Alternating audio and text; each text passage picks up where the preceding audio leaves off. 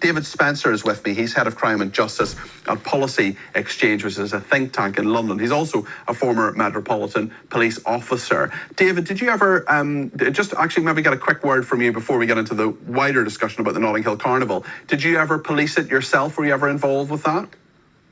Not particularly closely, Peter, I wasn't, but I have spoken to quite a lot of police officers who were involved in the recent Notting Hill Carnival, and of course others that are involved in setting up the event and whatnot. And I think there is some real concern about not necessarily the way that the carnival is policed, because of course we know 7,000 officers were deployed, but certainly whether it is safe to have such an enormous event on residential streets. I think that's a very live question and one that needs to be considered. Yeah, and certainly those police officers you've been speaking to as well, they must have concerns, as you point out, about this and the fact that it was more lethal this year than any year since, I think, 2000. Yeah, and there's a combination of very serious criminality, but also just the sheer numbers of crowds at this event itself. But also the deployment of so many officers means that a lot of London is denuded, is massively seeing their policing response reduced over the bank holiday weekend every year. And I think that's a concern as well. I don't think anyone is saying, or certainly no one that I've spoken to is saying that the Notting Hill Carnival should be banned or outlawed or anything like that. The question is how we do these events safely and whether they are currently being done in the right place to be done safely. Some of our viewers and listeners think it should be banned or perhaps moved to another part of London as well. We'll talk about that more in just a few minutes with Rakib Ahsan, actually. But David, let's ask you the questions we were meant to, what the reason you were brought on, and thank you for it. I wonder what you make of Andy Cook, and maybe you could just sort of talk us through what he has been saying today. Well, Andy Cook is the Chief Inspector of Police, so his job is nationally to examine how well police forces are performing. He's also a former Chief Constable, very, very experienced police officer. And what he said very recently over this weekend is that essentially every part of the criminal justice system is in crisis. So he's not just talking about the police, he's talking about prisons, courts, the probation service and the police. And certainly in my view, he's absolutely right. It isn't just one part of the system that's in crisis. You see it, every single piece of data, every single piece of evidence that comes out suggests that we have a system in crisis here. So I think Andy Cook is right.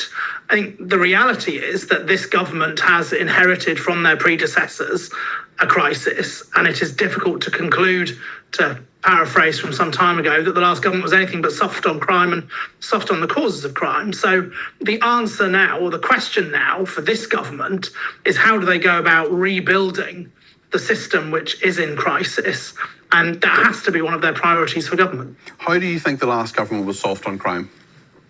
Well, if we look at the the state of the prison system, and in particular the fact that prison is absolutely full, and we saw individuals not being sentenced to prison when they should have been. Policy Exchange looked at this last year, and we found as an example cases. There was one in Gateshead where an offender had 343 previous convictions.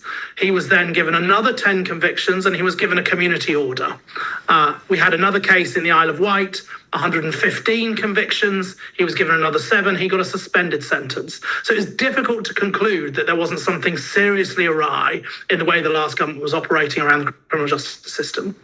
Yeah, it's interesting, certainly, that there are so many different problems, and it seems to be right through as well, because the criminal justice system is obviously everything what you and your officers were doing previously in terms of detecting crime, solving crime, arresting people, through the Crown Prosecution Service deciding whether they're going to charge people, through to the prisons, through to probation. And actually, we heard another warning this week from a senior probation officer in regard to these people coming out of prisons, the people who've only actually served 40% of their sentences. I mean, do you think there was any alternative? Keir Starmer spoke this week. I was at that speech and press conference in Downing Street, in the Downing Street Garden, and he was asked about the people coming out only serving 40% of their sentences, and he basically said, look, I didn't come into politics to do this. He was, of course, as he often reminds us, the chief prosecutor for the United Kingdom, and he said he wanted people to serve their sentences, but did he have any option, do you think, rather than to let people out?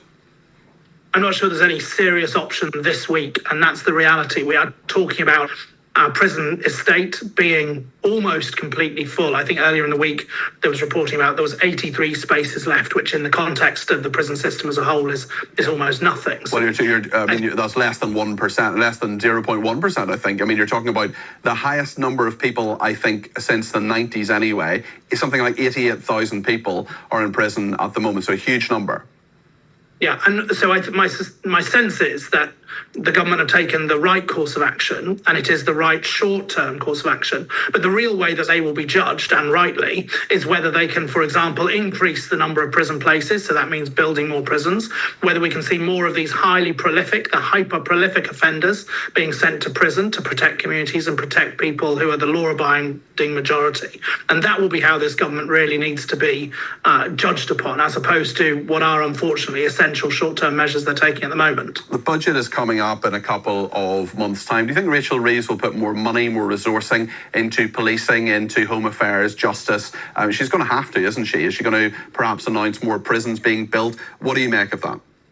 Well, I would certainly support an increase in the number of prisons built, and that ultimately requires investment from the Treasury. I think the reality is, I think what a lot of people don't realise is actually how little we spend comparatively on policing and crime and justice in terms of government spending.